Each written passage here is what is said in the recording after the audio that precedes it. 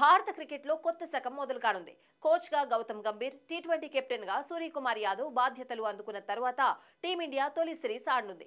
ఈ నేపథ్యంలో తన స్థానంలో బాధ్యతలు అందుకున్న నయా కోచ్ గౌతమ్ గంభీర్కు మాజీ కోచ్ రాహుల్ ద్రావిడ్ శుభాకాంక్షలు తెలుపుతూ ఒక కీలక సందేశాన్ని పంపించాడు.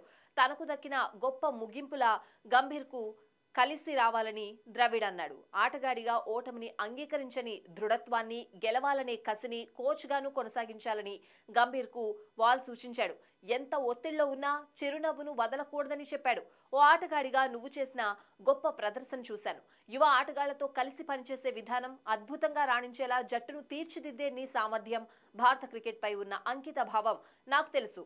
కోచ్గా అంచనాలు భారీగా ఉంటాయి. ఒకవేళ క్లిష్ట పరిస్థితులు ఎదుర్కొన్నా నువ్వు ఎప్పుడూ ఒంటరివాడివి కాదు.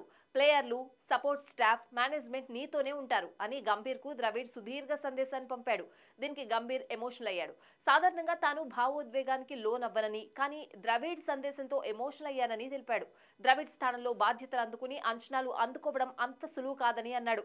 ఇక తాను కలిసి ఆడిన క్రికెటర్లలో అత్యంత నిస్వార్థ క్రికెటర్ ద్రవిడ్ అని కొనియాడాడు.